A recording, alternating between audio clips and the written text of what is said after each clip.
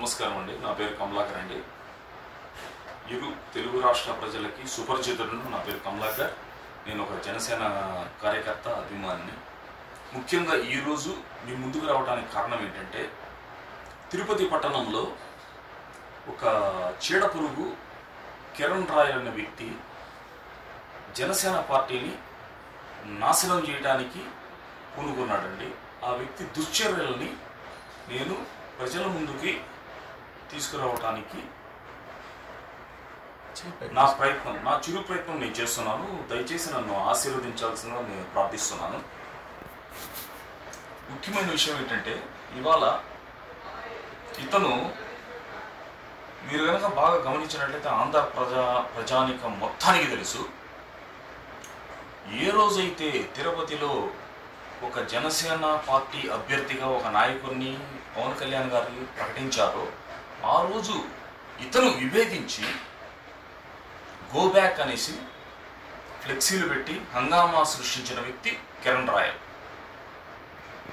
ఈ కిరణ్ రాయల్ అనే ఒక వ్యక్తి పట్టుమని ఆడ పబ్లిక్లోకి వస్తే 10 ఓట్లు కూడా పడవండి.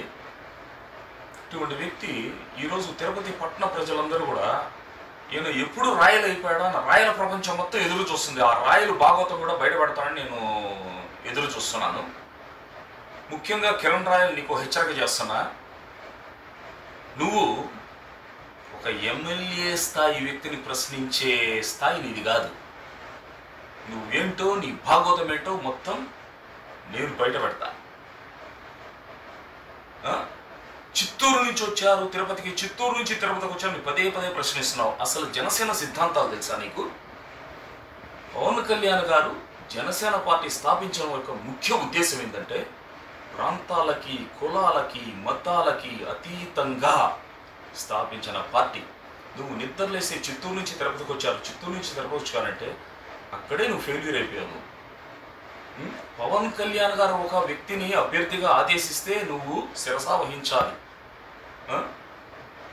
ఆ రోజే నువ్వు విభేదించి నువ్వు రోడ్డు మీదకి వచ్చేసి నువ్వు నానా యాగి చేస్తున్నావంటే, ఆడ తెలంగాణలో ఉన్నారు ఒక అతను, పేరు పెద్ద ఆయన హనుమంతరావు గారని, విహెచ్ హనుమంతరావు గారని, అది అప్పుడు నేను అది ఇది విధంగా మాట్లాడుతున్నట్టు అదే యాస నీది కూడా. నువ్వు ఏం మాట్లాడతావు మీడియాలోకి వచ్చి, ఆ మీడియాలో ఆ TV9లో కానీ TV5 ఏపీఎన్లోని అడుక్కు దొబ్బి నువ్వు డిబేట్లకు వస్తున్నావు.